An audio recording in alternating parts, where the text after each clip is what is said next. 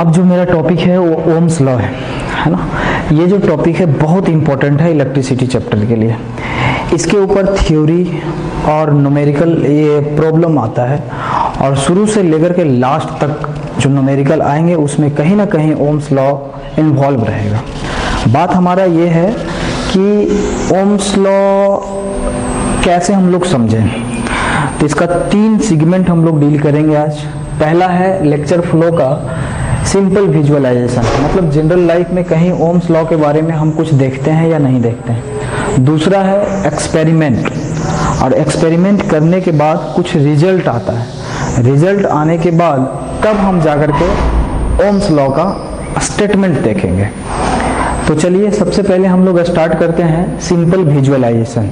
फिर से एक बार हम कह दें कि ओम्स लॉ बहुत बहुत इम्पोर्टेंट है क्लास 10 के लिए, ये चैप्टर इलेक्ट्रिसिटी के लिए इतना इम्पोर्टेंट है कि लगभग प्रत्येक ईयर क्वेश्चन इससे और इससे रिलेटेड आ ही जाता है।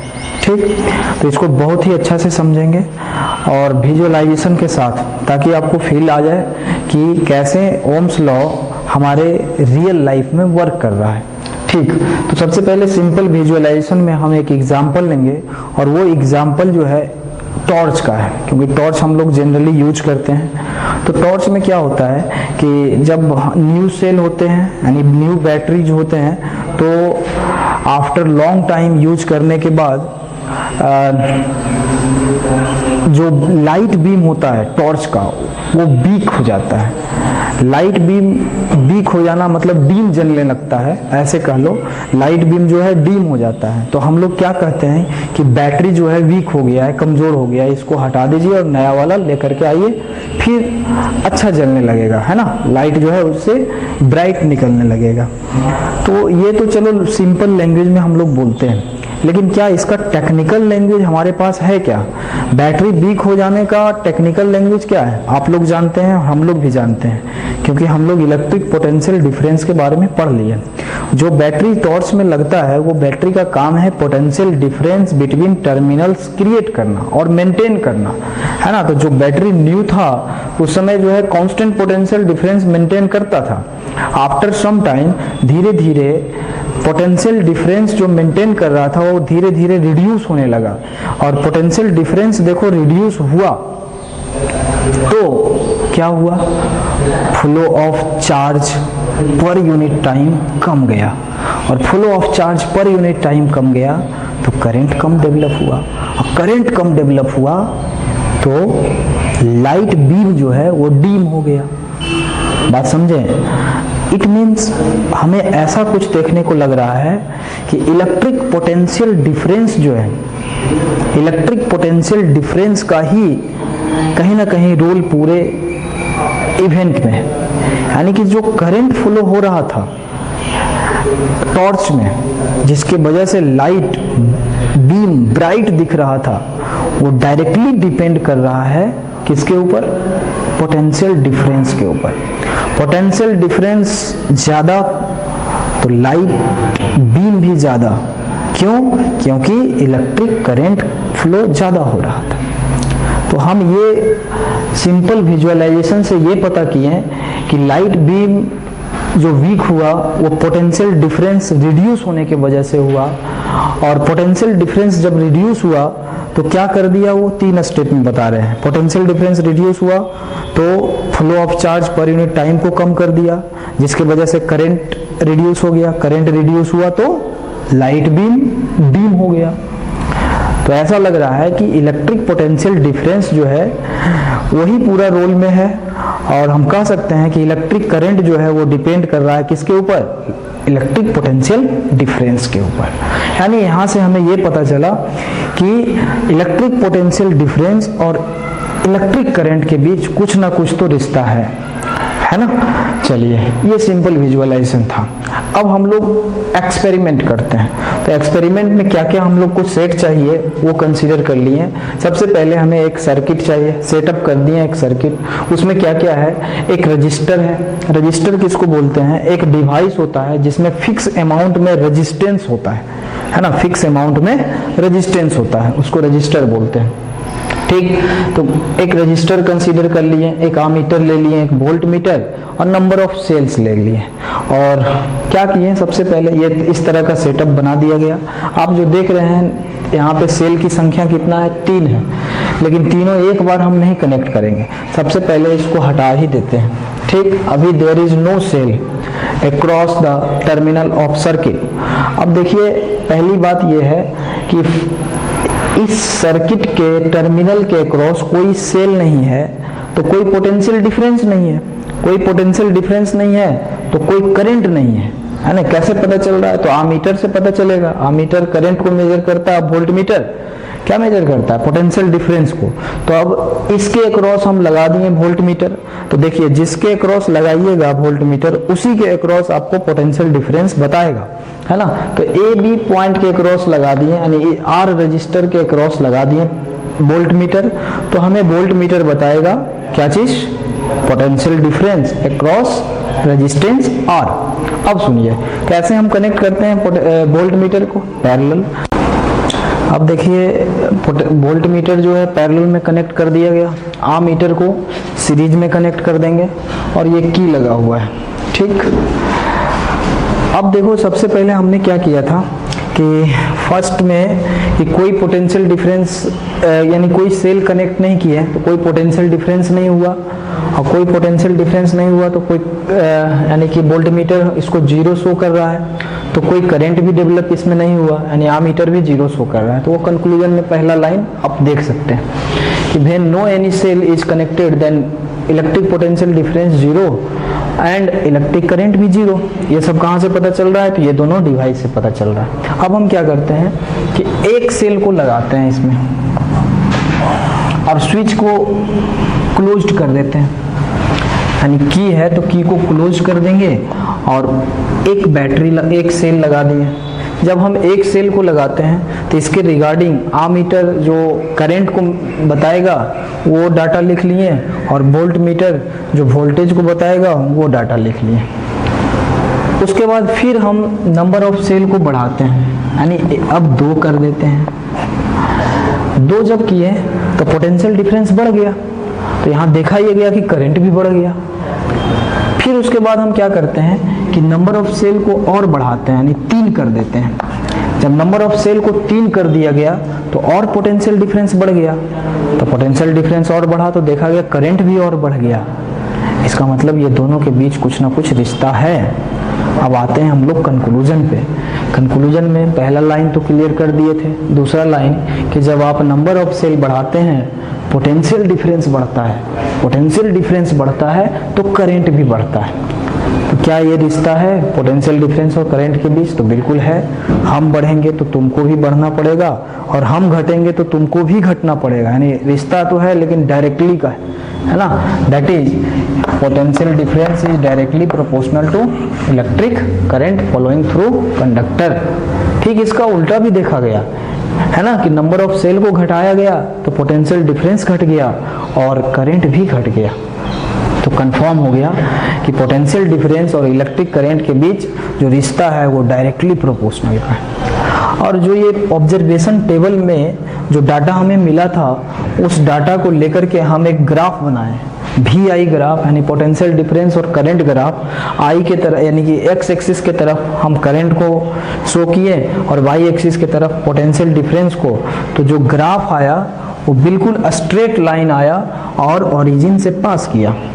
अब ओरिजिन से पास किया, अरे ओरिजिन पे तो भी 0 है, वाई भी 0 है, तो शुरू में तो यही काम हुआ था ना कि बैटरी कोई नहीं था, कोई सेल नहीं था, पोटेंशियल डिफरेंस 0 तो करंट भी 0, बढ़ते गया पोटेंशियल डिफरेंस, करंट भी बढ़ते गया, यानी कि स्ट्रेट लाइन का ग्राफ हमें मिला और एक बढ़िया सा रिजल्ट मिला। और वो रिजल्ट क्या है, potential difference is directly proportional to I, यानी कि इलेक्ट्रिक करंट। यही रिजल्ट सबसे पहले फाइंड आउट करने वाले एक साइंटिस्ट थे, फिजिक्स थे, जर्मन फिजिक्स, उनका नाम था जॉर्ज साइमन ओम, है ना। तो जॉर्ज साइमन ओम क्या किए, तो ये एक रिलेशन एस्टेब्लिश किए इलेक्ट्रिक पोटेंशियल डिफरेंस और इलेक्ट्रिक करंट के बीच। और चूंकि इनका लास्ट नाम में ओम लगा हुआ था इसलिए ये लॉ जो है वो फेमस हो गया। कौन सा लॉ से, ओम्स लॉ से। अब जाकर के हम लोग इसका स्टेटमेंट लिखेंगे और फिर इसका मैथमेटिकल फॉर्मूला। अब ओम्स लॉ का स्टेटमेंट देखिए क्या लिखा हुआ है। स्टेटमेंट ये है कि according to the Ohm's law, the current flowing through a conductor is directly proportional to the potential difference across the conductor। इतना तो पहले रिजल्ट से देख लिए थे। If physical condition, अब फिजिकल कंडीशन क्या होता है? जो बाहर से एटमॉस्फेरिक जो कंडीशन है, such as temperature, pressure, humidity, कोई तरह का एनर्जी, कोई तरह का बाहर का रेडिएशन, ये सब का सब क्या होना चाहिए? कांस्टेंट होना चाहिए। अगर ये सब का सब बाहर से जो भी डिस्टरबेंस है वो कांस्टेंट रहेगा तो जो इलेक्ट्रिक करंट है वो डायरेक्टली प्रोपोर्शनल होगा किसका? इलेक्ट्रिक पोटेंशियल डिफरेंस का। तो मान लिया कि किसी सर्किट में किसी एलिमेंट के अक्रॉस, यानी जो रजिस्टर आप लोग देखे थे उसके अक्रॉस पोटेंशियल डिफरेंस मान लेते हैं V है, और उस सर्किट से जो करंट फ्लो होता है वो I है, तो क्या हम मैथमेटिकली इसको नहीं लिख सकते हैं V directly proportional to I? ठीक, अब V directly proportional to I आप लिखिएगा तो प्रोपोर्शनल का साइन को हटा करके जब आप एक इक्वल टू का साइन लाइएगा तो उसके साथ साथ एक कांस्टेंट आ जाता है, और वो देखो कांस्टेंट यहाँ पे कौन आया है? R, है ना। और R क्या है? तो R is the constant of proportionality. इसका नाम दिया गया कॉल्ड रेजिस्टेंस ऑफ कंडक्टर। क्या नाम दिया गया? Resistance of conductor. ठीक, तो यहाँ से V is equal to I R, Ohm's law का बेसिक इक्वेशन हमें मिल गया। ठीक, बहुत सारे बुक में ऐसे भी लिखा हुआ रहता है I directly proportional to V। तो देखो बेसिक इक्वेशन ये है तो यही तो लाना है ना। तो I directly proportional to V है, तो प्रोपोर्शनल का साइन अगर इक्वल टू में कन्वर्ट करेंगे तो यहाँ पे कांस्टेंट जो है R ना आकर के 1/R आ जाता है, तभी V directly proportional to V is equal to I R मिल जाएगा आपको। ठीक, कोई बड़ा सा इशू नहीं है, दोनों तरफ से बता दिए। तो यहाँ से देखिए रिजल्ट पे थोड़ा सा गौर कीजिएगा। कांस्टेंट का मतलब होता है कि नहीं बदलने वाला, है ना, नहीं बदलने वाला। तो यहाँ देख लो कि R को क्या लिखा गया है? Constant of proportionality. ठीक, तो इस इक्वेशन से आप क्या ऐसे लिख सकते हो? V/I is equal to R, और R को हमेशा क्या रहना पड़ेगा? कांस्टेंट रहना पड़ेगा। R को हमेशा कांस्टेंट रहना पड़ेगा। इसका मतलब आप ओम्स लॉ को एक अलग फॉर्मेट में भी लिख सकते हो। कैसे लिखोगे? कि the ratio of electric potential difference to the ratio of current flowing through the conductor comes always constant, and this constant is known as electrical resistance. पूरा बात लिखा हुआ है, और उसमें भी अटैच कर देना है कि if physical condition remains same. देखो यहाँ तक हो गया क्लियर सबको? यानी कि दो फॉर्मेट है, एक फॉर्मेट तो ये क्लियर कर लिए आप डायरेक्टली प्रोपोर्शनल का, और उसके बाद यहाँ से जो डिराइव करके लाएं तो इसके अनुसार भी आप ओम्स लॉ को ऐसे लिख सकते हैं। अब पता है ये क्यों हम लिखवाए हैं? इसका यूज बार बार कभी कभी क्वेश्चन आ जाता है, वेरिफिकेशन ऑफ ओम्स लॉ। तो हम जब ओम्स लॉ को वेरीफाइड करेंगे प्रैक्टिकली तो क्या करेंगे? V को बढ़ाएंगे घटाएंगे जिसके वजह से I घटेगा बढ़ेगा, या I को घटाएंगे बढ़ाएंगे जिसके वजह से V घटेगा बढ़ेगा, लेकिन हमेशा R क्या आएगा? कांस्टेंट आएगा। इसका यूज आगे करेंगे वेरिफिकेशन ऑफ ओम्स लॉ में, बट अभी जो है फिलहाल ये समझ में आ गया होगा आपको, ये भी बता दिए। अब इसमें मेन रोल अब आ जाता है रेजिस्टेंस का, है ना, कि वो रेजिस्टेंस है क्या चीज़। तो रेजिस्टेंस को अभी हम सिंपली इसका डेफिनेशन दिए हैं, उसके बाद इसका माइक्रोस्कोपिक कंसेप्ट आगे डील करेंगे। तो पहले रेजिस्टेंस क्या है? तो it is the property of conductor, यानी कंडक्टर कह लो या मटेरियल। देखो प्रॉपर्टी ऑफ कंडक्टर लिखा गया, इसका मतलब क्या है? मटेरियल के अंदर का प्रॉपर्टी है, बाहर से कोई इंजेक्शन लगा के नहीं दिया है ना जी। तो the property of a conductor by virtue of which it oppose the flow of electric current। Property है कंडक्टर का, मतलब लगभग सभी कंडक्टर का होगा, है ना, जिसके वजह से ये क्या करता है? कंडक्टर के अक्रॉस जो करंट का फ्लो होता है उसको ये रोकता है, अपोज करता है ना, उसको क्या करता है? ये रोकता है। और इसी प्रॉपर्टी का नाम दिया जाता है क्या चीज? रेजिस्टेंस। फिर से हम एक बार बता रहे हैं कि रेजिस्टेंस कुछ नहीं है। मान लीजिए एक कंडक्टर है तो इसके अंदर एक प्रॉपर्टी है जिसके वजह से जब हम इसके अंदर करंट पास करवाएंगे तो वो रोकेगा। और रोकने वाला प्रॉपर्टी का नाम क्या दिया गया?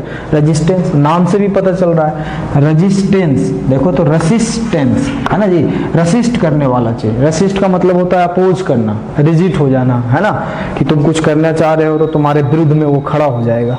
तो ये हो गया। इसका दूसरा तरह से भी हम लिख दिए हैं कि obstruction offered to the flow of current by conductor is called its electrical resistance. मतलब रुकावट जो ऑफर करता है कंडक्टर, तो ये प्रॉपर्टी का नाम हम लोग क्या देते हैं? रेजिस्टेंस। यहाँ पे एक वर्ड हम इस्तेमाल कर रहे हैं कि रेजिस्टेंस करंट को रोकता है, सोखता नहीं है। समझे? करंट को रोकता है मतलब उसको रोक दिया, उसको एब्जॉर्ब नहीं कर लिया। ऐसा नहीं कि करंट यहाँ से हम 5 एम्पियर फ्लो करवाएं और ये 5 एम्पियर गया, इस कंडक्टर का प्रॉपर्टी जो रेजिस्टेंस है वो करंट को रोका और यहाँ से भी 5 एम्पियर निकलेगा, है ना। अगर करंट ये अब्जॉर्ब कर लेता तब ना 5 गया था तो 3 निकलता या 4 निकलता। तो करंट को रेजिस्टेंस रोकता है, उसको एब्जॉर्ब नहीं करता, मतलब सोखता नहीं है। ठीक, अब हम लोग इसका माइक्रोस्कोपिक कंसेप्ट पढ़ेंगे कि आखिर ये क्यों ऐसा करता है ना। तो पहले लिखते हैं, उसके बाद सीखते हैं। तो अब हम लोग पढ़ने वाले हैं काउज ऑफ रेजिस्टेंस, है ना। काउज ऑफ रेजिस्टेंस में क्या क्या होता है, कैसे क्या होगा, माइक्रोस्कोपिक कंसेप्ट समझेंगे। पहले तो पूरा नोट कर लीजिए, बहुत अच्छा से लिखा हुआ है, इसको पहले नोट कर लीजिए आप लोग, पॉज करके स्क्रीनशॉट ले लीजिए, है ना। ठीक, अब आगे बढ़ते हैं।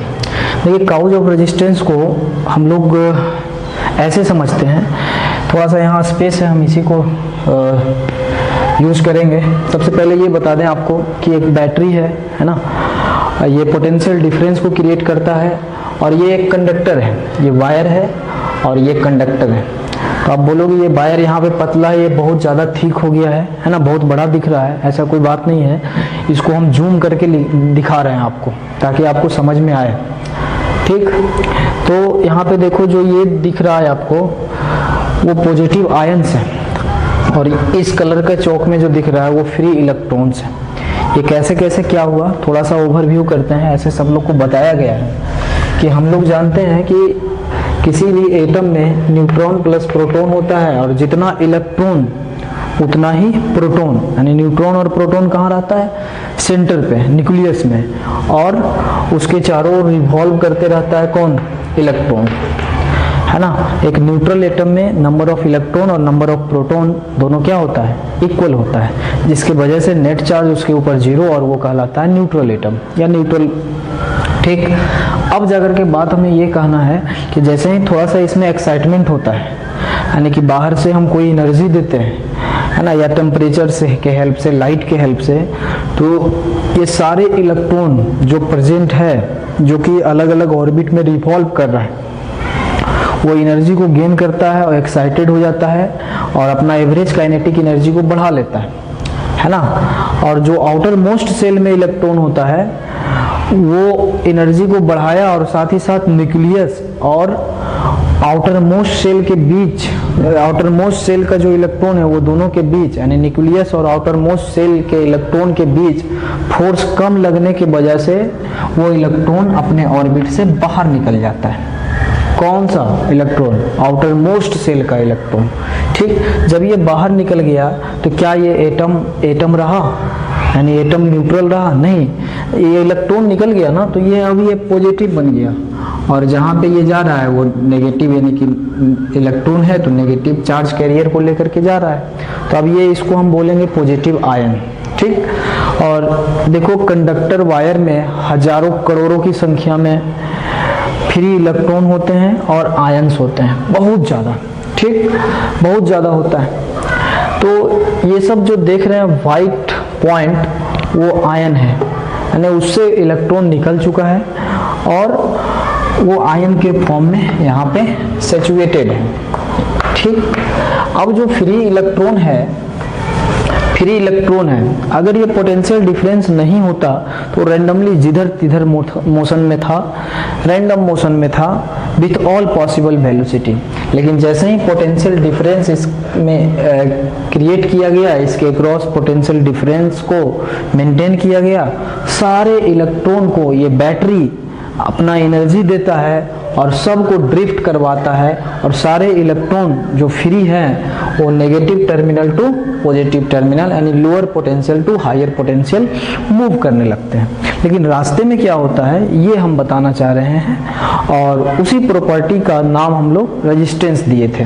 तो देखिए, जब एक इलेक्ट्रॉन है और वो मूव करना स्टार्ट किया तो इसके रास्ते में बहुत सारे पॉजिटिव आयंस जो है और बहुत सारा इलेक्ट्रॉन भी है, यानी कि ये इलेक्ट्रॉन जैसे ही मूव करने लगा तो बहुत सारे पॉजिटिव आयन इसके रास्ते में है, उसमें पे उसके साथ भी ये टकराएगा, और बहुत सारे इलेक्ट्रॉन्स भी इधर उधर रिवॉल्व कर रहा है ना एक ही डायरेक्शन में, लेकिन संख्या बहुत ज़्यादा है, तो बहुत ज़्यादा संख्या है तो भी तो टक्कर होता है ना।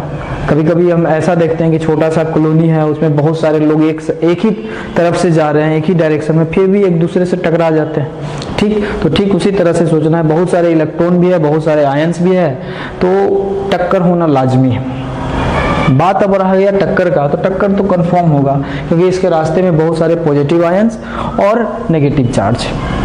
अब ये गया टकरा गया पहला वाला इससे, अब इससे टकराया तो आप खुद देखिए, जब कहीं टक्कर होता है आप ही चलते जाओ दीवार में टकरा जाते हो, तो दीवार में टकरा जाते हो तो फिर वहाँ पे आपका मोशन जीरो हो जाता है। टक्कर होने के बाद तो मोशन जीरो हो जाता है, तो ठीक उसी तरह से इलेक्ट्रॉन का भी होता है। जैसे ही टक्कर हुआ इसका मोशन जीरो, तो फिर ये फिर कैसे चलता है, तो फिर ये एनर्जी देता है कौन, बैटरी, है ना। टक्कर हुआ, फिर एनर्जी दिया, फिर जाके चलने लगा, फिर टक्कर हुआ, फिर ये एनर्जी दिया, फिर चलने लगा। मतलब ये गार्जियन की तरह काम करता है। बैटरी को अपना पेरेंट्स समझिए, और जैसे मान लो कोई स्टूडेंट है वो एक दो सब्जेक्ट में फेल हो गया, तो फेल हो गया तो गार्जियन प्रोत्साहित करते हैं उसको, अप्रिशिएट करते हैं कि ठीक है अगला बार तुम बढ़िया करना। तो उसी तरह से ये हो रहा है, इलेक्ट्रॉन गया टकराया, अब बोला गया अब हमसे नहीं कुछ होगा, रेस्ट में। फिर बैटरी कहता है लो एनर्जी, फिर आगे चलो, फिर एक्साइटेड हुआ, फिर आगे बढ़ा, फिर टकरा गया, फिर कहता है नहीं अब नहीं जाएंगे, है ना, आगे बढ़ेंगे, फिर एनर्जी दिया, फिर टकराया, इस तरह से चलते रहता है। तो देखो, जितना ज्यादा टक्कर होगा इसका मतलब उतना ज्यादा कोई ना कोई उसको रोकेगा, यानी रेजिस्टेंस उसी को तो जो ऑब्स्ट्रक्शन ऑफर कर रहा है। फिर से बात को समझिए, बहुत ज्यादा कोलिजन होना स्टार्ट हो गया। अब जो है कोलिजन बहुत ज्यादा होना स्टार्ट हो गया, इसका मतलब क्या, मूवमेंट ऑफ इलेक्ट्रॉन को तो रोक रहा है ना वो, समझ गए बात को, यानी कि बहुत ज्यादा टक्कर होगा तो मूवमेंट ऑफ इलेक्ट्रॉन को रोक रहा है, और जितना ज्यादा मूवमेंट ऑफ इलेक्ट्रॉन को रोकेगा उतना ऑब्स्ट्रक्शन बढ़ जाता है, और वही ऑब्स्ट्रक्शन का नाम कहलाता है क्या चीज, इलेक्ट्रिकल रेजिस्टेंस। ये प्रॉपर्टी कहाँ से आया, मटेरियल में खुद होता है। आप बोलोगे मटेरियल सारे मटेरियल में होता है, तो कंडक्टर में होता ही है ना, जिसमें करंट फ्लो कर रहा है। तो ऐसे सोच लो कि मटेरियल में दुनिया का कोई ऐसा मटेरियल है जो कि बिना एटम का है, नहीं, सारे में एटम है ना। सारे में एटम होगा तो फ्री इलेक्ट्रॉन्स अगर हो जाता है, फ्री इलेक्ट्रॉन हो जाता है तो वो टकराएगा ही, टकराएगा तो वो रेजिस्टेंस ऑफर करेगा। हाँ, ये इत्तेफाक है कि किसी में कम करेगा, किसी में ज्यादा करेगा, वो डिपेंड करता है आपको अरेंजमेंट ऑफ एटम स्ट्रक्चर, यानी कि सॉरी अरेंजमेंट ऑफ कह लो उसको क्रिस्टल स्ट्रक्चर, है ना, कि एटम का अरेंजमेंट कैसा होता है उसके ऊपर डिपेंड करता है। तो वही बात को हम पूरा लिखे हैं। देखो क्या लिखे हैं कि we know that a conductor has very large number of free electron, उसी को चार्ज कैरियर बोलते हैं क्योंकि वही तो चार्ज को ढो करके ले जा रहा है। ठीक, when a potential difference is maintained across the end of conductor, the free electron drift from one end to another, drift करने लगा, है ना। और क्या होता है, during their movement they collide with each other, मतलब आपस में कोलाइड करता है इलेक्ट्रॉन इलेक्ट्रॉन के साथ, एंड विथ द एटम जो कि आयन पॉजिटिव आयन में प्रेजेंट है उसके साथ टक्कर होता है of the conductor. This collision oppose the movement of free electron, ये जो कोलिजन होता है वो मूवमेंट जो फ्री इलेक्ट्रॉन चलना चाह रहा था उसको तो वो अपोज कर रहा है ना, तो फ्री इलेक्ट्रॉन को अपोज कर रहा था, है ना, एक एंड से दूसरे एंड तक जाने में। ठीक, this opposition to the flow of free electron due to collision, किसके वजह से, टक्कर की वजह से, due to collision is called resistance of the conductor. यानी ये जो अपोजिशन हो रहा है कोलिजन के वजह से, इसी अपोजिशन का नाम बोला गया क्या चीज, रेजिस्टेंस। ठीक, अब ज़्यादा कोलिजन होगा इलेक्ट्रॉन और आयंस के बीच तो ज़्यादा रेजिस्टेंस होगा डेवलप। इतना बात आप समझ गए होंगे। तो इसके बाद देखो, ये तो क्लियर हो गया ना काउज ऑफ रेजिस्टेंस, है ना, सिंपल चीज़ है। एक बार फिर मैं रिपीट कर देता हूँ कि बहुत सारे इलेक्ट्रॉन फ्री प्रेजेंस होते हैं क्या चीज़ में, कंडक्टर में। जब वो चलना स्टार्ट करते हैं तो वो उसके रास्ते में आयंस इलेक्ट्रॉन्स प्रेजेंट होता है जो कि टकराने लगता है। तो जैसे ही ये इलेक्ट्रॉन गया टकरा करके ये रेस्ट में आ जाता है, तो फिर बैटरी इसको एनर्जी देता है, फिर ये एनर्जेटिक होकर के चलना स्टार्ट करता है और ये परंपरा बार बार चलते रहता है ना। तो बार बार कोलिजन भी हुआ, बार बार वो रेस्ट में भी आया, बार बार एनर्जी भी दिया, कौन, बैटरी। तो जो ऑब्स्ट्रक्शन ऑफर हो रहा है कंडक्टर के द्वारा इलेक्ट्रॉन को, उसी का नाम दिया जाता है क्या चीज, रेजिस्टेंस। चलिए अब थोड़ा सा हम और आगे सिलेबस को बढ़ाते हैं। तो अब देखो हम लोग रेजिस्टेंस में इसका एसआई यूनिट वगैरह करेंगे। तो ओम्स लॉ से V बराबर आई आर से क्या R बराबर V बटा आई लिख सकते हो। तो हम लोग एसआई यूनिट की बात करेंगे कि एसआई यूनिट रेजिस्टेंस का क्या है। तो देखो रेजिस्टेंस का एसआई यूनिट निकाल रहे हैं तो पोटेंशियल डिफरेंस का एसआई यूनिट वोल्टेज था, वोल्ट था तो वोल्ट लिख दिए। करंट का क्या था, एम्पियर लिख दिए। वोल्ट पर एम्पियर को ओम बोला जाता है, ऑनरशिप नेम है ना। ओम को ओमेगा से इंडिकेट किया जाता है, तो कैपिटल ओमेगा से। ओमेगा भी दो सिंबल होता है ना, एक देखो ये है स्मॉल ओमेगा और ये है कैपिटल ओमेगा। तो कैपिटल ओमेगा से इंडिकेट कर दिया जाएगा। ठीक, रेजिस्टेंस को कैपिटल ओमेगा से आप लिख सकते हैं, इसको ओम पढ़ा जाता है। ठीक, ये ग्रीक लेटर है, इतना समझ में आ गया। उसके बाद कहेगा कि define 1 ohm resistance of conductor. ये भी बहुत आसान है, इसको 1 ओम लाना है तो आप सिंपल कैसे लोगे, 1 वोल्ट कर दो और 1 एम्पियर कर दो तो वो कहला जाएगा क्या चीज, 1 ओम रेजिस्टेंस। यानी कि इसको कैसे स्टेटमेंट में कैसे लिखोगे, स्टेटमेंट में इस तरह से लिखोगे कि अगर 1 वोल्ट का कहीं पे 1 वोल्ट का पोटेंशियल डिफरेंस क्रिएट है और उससे अगर करंट 1 एम्पियर क्रॉस कर रहा है, उससे अगर करंट कितना क्रॉस कर रहा है, 1 एम्पियर करंट क्रॉस कर रहा है, तो उस कंडक्टर का रेजिस्टेंस कहलाएगा कितना, 1 ओम। इसको और अरेंजमेंट से हम लोग सिंपल करके लिख देते हैं ताकि आपको आसान हो याद करने में। ठीक है ना, 1 ओम 1 ohm is defined as the resistance of a conductor, ठीक, which allow a current of 1 ampere to flow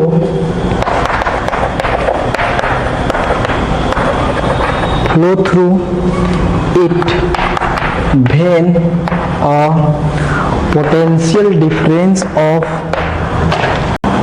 अब देखिए 1 ओम हम लोग डिफाइन करने वाले हैं। तो बता दिया गया था आपको 1 ओम के बारे में, है ना। 1 ओम के बारे में क्या बताया गया था कि जैसे V बराबर आई आर से, V is equal to I R से आप क्या निकालें, R is equal to V बटा आई। तो R को 1 ओम करना था तो यहाँ पे 1 वोल्ट लिए थे और यहाँ पे 1 एम्पियर करंट लिए थे। ठीक, उसी का स्टेटमेंट फॉर्म है कि अगर किसी कंडक्टर के अक्रॉस वोल्टेज 1 वोल्ट हो, यानी पोटेंशियल डिफरेंस 1 वोल्ट हो और वो कंडक्टर आपको इजाज़त दे मात्र 1 एम्पियर करंट को फ्लो करने का, इट मीन्स आप समझ जाइएगा कि वो कंडक्टर का जो रेजिस्टेंस है वो 1 ओम है।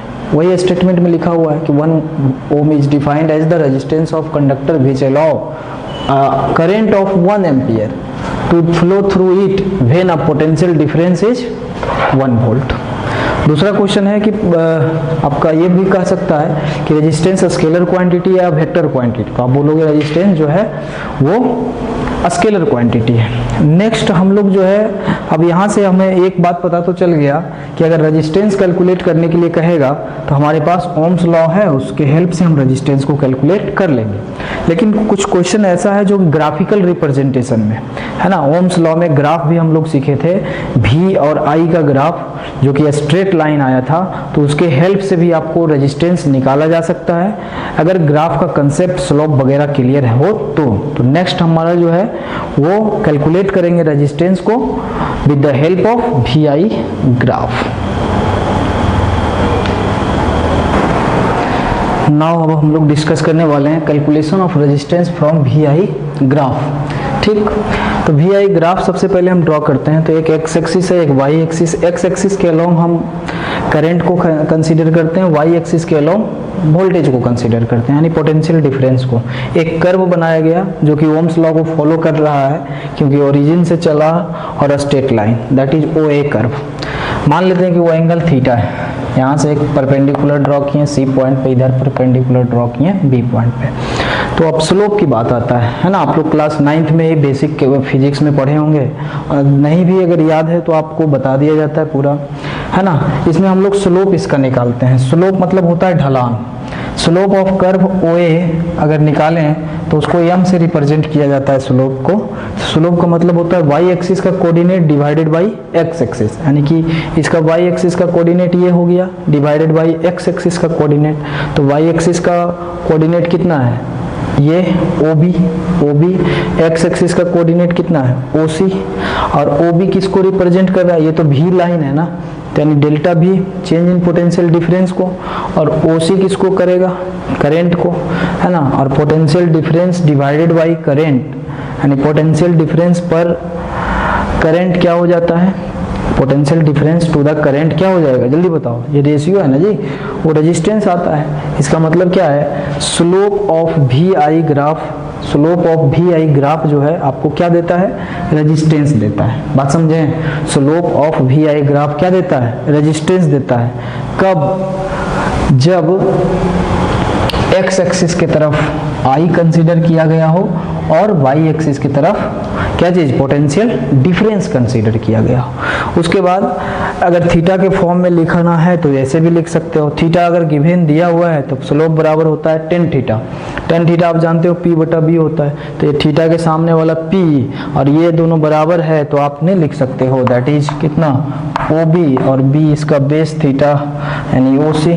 तो ये भी तो आपको क्या दे देगा, यानी डेल्टा V बाई, तो आप बड़ा ही कर दें तो अच्छा है, क्या is equal to delta V by delta I that is R। क्या यहाँ तक क्लियर हो गया, यानी कि आपका स्लोप जो है tan थीटा के भी फॉर्म में रहेगा, तो स्लोप इसका क्या देगा, रेजिस्टेंस देगा। किसका स्लोप, VI ग्राफ का स्लोप। अब यहाँ पे ध्यान दीजिए, आपको ट्रिगोनोमेट्री का थोड़ा सा भी नॉलेज है तो आप जानते होंगे कि अगर थीटा का वैल्यू बढ़ेगा तो tan थीटा का भी वैल्यू बढ़ने लगता है, और tan थीटा का वैल्यू बढ़ा तो स्लोप क्या होगा, बढ़ने लगेगा। और स्लोप अगर VI ग्राफ का बढ़ा तो रेजिस्टेंस क्या होगा, बढ़ने लगेगा। और रेजिस्टेंस बढ़ा तो रुकावट ज्यादा कर रहा है ना जी, रुकावट ज्यादा कर रहा है, बार बार कोलिजन हो रहा है, टक्कर हो रहा है, तो वहाँ हीट डेवलप हो जाता है। इसका मतलब टेम्परेचर भी ज्यादा हो जाएगा। बहुत यूनिक लाइन आपको नोट में लिखवा दिए हैं, इससे बाहर क्वेश्चन जा ही नहीं सकता है ना, क्लास 10th के लिए। कि थीटा बढ़ा तो tan थीटा बढ़ेगा, स्लोप बढ़ गया, रेजिस्टेंस बढ़ गया, तो वहाँ हीट ज़्यादा डेवलप होगा तो टेम्परेचर भी बढ़ेगा। ठीक, बात समझ में आ गया इतना। अब हम एक बात और करना चाहेंगे आपसे कि थीटा बढ़ता है तो थीटा देखो बढ़ते जाएगा तो ऑटोमेटिकली ढलान भी तो बढ़ते जा रहा है ना। अब देखो एक क्वेश्चन इसके ऊपर लिया गया है कि एक का रेजिस्टेंस R2 दिया हुआ है जो कि इस एक्स एक्सिस से कितना एंगल बना रहा है, θ2, और एक R1 रेजिस्टेंस है वो कितना बना रहा है, θ1। तो आप बताइए किस थीटा किसका बड़ा है, θ2 जो है वो ग्रेटर देन θ1। इसका मतलब tan θ2 is greater than tan θ1। इसका मतलब स्लोप जो है m2 का वो ज़्यादा होगा m1 का। इसका मतलब रेजिस्टेंस जो है R2 का वो ज़्यादा हो जाएगा किसका, किससे, R1 से। ठीक, फिर याद दिला दें कि ये तब ये सब सही होगा जब x एक्सिस के अलोंग I लिखा हुआ रहे और y एक्सिस के अलोंग भी रहे। उल्टा रहेगा तो आगे डील करेंगे। एक क्वेश्चन और है, ये दिया हुआ ऐसा क्वेश्चन है कि VI ग्राफ में दो वायर है, उसका टेम्परेचर दिया हुआ है T1 और T2। अब आपसे पूछ रहा है कि कहाँ का रेजिस्टेंस ज़्यादा है, तो ऐसे भी लग रहा होगा है ना, T1 T2। तो स्लोप जो है यानी ढलान T2 का ज़्यादा है, और एक बच्चा यहाँ बैठेगा तुरंत सरक के यहाँ आ जाएगा, और यहाँ पे बैठा दो तो पीछे से धक्का मारने लगेगा तब यहाँ सरकेगा। इसका मतलब ढलान इसका कम है, इसका ज़्यादा, बैठते के साथ ही सरक जाएगा वो क्या। तो स्लोप T2 का ज़्यादा हो गया किससे, स्लोप T1 से, यानी T1 टेम्परेचर। इसका मतलब रेजिस्टेंस जो है वो ज़्यादा हो जाएगा किससे, रेजिस्टेंस एट T1 टेम्परेचर से। ठीक, इसी तरह से बहुत सारे क्वेश्चन आता है ना, आप बना लोगे, ये फॉर्मेट को याद रखना। अब नेक्स्ट जो है वो हम चेंज करेंगे अब, ठीक, या फिर करके इसमें ही बता देते हैं, ज़्यादा क्या दिक्कत करोगे। देखो इसमें क्या करने वाले हैं हम लोग, एक्स एक्सिस के अलोंग भी ले लेते हैं और वाई एक्सिस के अलोंग आई ले लेते हैं। ठीक, ऐसा भी क्वेश्चन पूछता है। तो ये सब तो सब सेम रहेगा ना, यानी कि slope of curve O A, यानी कि एम, इसको एम से ही इंडिकेट करेंगे, Y axis divided by X axis. Y axis अभी भी ओ बी है, ओ सी है, लेकिन अब ओ बी रिप्रेजेंट कर रहा है किसको, डेल्टा आई को, और ओ सी रिप्रेजेंट कर रहा है डेल्टा भी को। तो क्या ये दोनों का रेशियो आर होगा या 1/r होगा, 1/r होगा, 1/r होगा। कैसे जी, तो v बराबर आई आर से r बराबर v बटा आई, है ना, तो उल्टा कर दो, इसको उलट दो, नीचे कुछ नहीं तो 1 होता है तो उलट दो, तो 1/r इज इक्वल टू कितना, आई बटा भी, क्या उसी तरीका से यहाँ लिख दिए। अब देखिए अगर थीटा गिवन है तो m बराबर tan थीटा और tan थीटा बराबर p बटा b, यहाँ तक चलेगा काम। और उसके बाद में मामला थोड़ा सा सेट करना पड़ेगा, यानी कि delta I divided by delta भी, और आ जाएगा 1/r। ठीक, उसका उल्टा आ रहा है। तो अब देखिए यहाँ पे थीटा बढ़ेगा, tan थीटा बढ़ेगा, स्लोप भी बढ़ेगा, लेकिन रेजिस्टेंस घट जाएगा, टेम्परेचर घट जाएगा, क्योंकि अब जो है स्लोप इज इनवर्सली प्रोपोर्शनल हो गया है रेजिस्टेंस का। इनवर्सली प्रोपोर्शनल का मतलब हम बढ़ेंगे तो तुमको घटना पड़ेगा, तुम बढ़ोगे तो हमको घटना पड़ेगा, उल्टा रिश्ता। ठीक, देख लो पूरा कैसे हुआ उल्टा रिश्ता। ये तब होता है जब एक्स एक्सिस के अलोंग भी ले लिए और वाई एक्सिस के अलोंग आई ले लिए। देखो कंसेप्ट रहेगा ना पता कि Y axis coordinate divided by X या tan थीटा बराबर p बटा b, तो ऑटोमेटिकली सारी बातें आ जाएगा। अब देखो, अब इसी में अब सवाल है यहाँ पे, अब यहाँ पे हम कर दें क्या चीज़, भी कर दें, यहाँ पे कर दें क्या, आई। ठीक, अब क्वेश्चन पूछ दिया तो यहाँ तक तो सही रहेगा, लेकिन यहाँ चेंज हो जाएगा, जिसका स्लोप ज़्यादा उसका रेजिस्टेंस कम, जिसका स्लोप कम उसका रेजिस्टेंस ज़्यादा। इसका मतलब R2 का रेजिस्टेंस कम जाएगा, R1 का रेजिस्टेंस क्या हो जाएगा, ज़्यादा हो जाएगा। इसमें भी देख लो कि कौन सा टेम्परेचर का क्या, कौन सा टेम्परेचर का रेजिस्टेंस ज़्यादा है, और यहाँ हम पहले चेंज कर दें, इधर आई लिख देते हैं, यहाँ पे भी लिख देते हैं। तो देख लीजिए आप, यहाँ पे क्या हो जाएगा, स्लोप जिसका ज़्यादा उसका रेजिस्टेंस कम जाएगा, कहानी फिनिश। तो कंफ्यूज नहीं करना है कि कभी उल्टा हो रहा है कभी सीधा हो रहा है, ऐसी बात नहीं है। कंसेप्ट एक है, क्वेश्चन को घुमा दिया है। ठीक, अब जो है इसके बाद का जो टॉपिक है हम लोग का वो रहेगा वेरिफिकेशन ऑफ ओम्स लॉ, जो कि नेक्स्ट लेक्चर में हम लोग डिस्कस करेंगे। थैंक यू, और अच्छा से पढ़ते रहिए। और दूसरा चीज़, वीडियो को पूरा देखिए। लॉकडाउन का मतलब ये नहीं होता है, देखो आप लोग समझ जाते हो क्या, स्कूल बंद है ना। कभी कभी हम स्कूल में भी देखते हैं कि जिस दिन संडे होता है या फिर कोई हॉलीडे तो बोलता है कि स्कूल बंद है, बहुत लोग खुश होते हैं। अरे स्कूल बंद हुआ है, आपका पढ़ाई थोड़ी ना बंद हुआ है। उम्र को 4 भागों में बांटा गया है ना। पहला जो है 1/4 में आपको ज्ञान प्राप्त करना है, बहुत ज़्यादा, जितना ज़्यादा प्राप्त करो।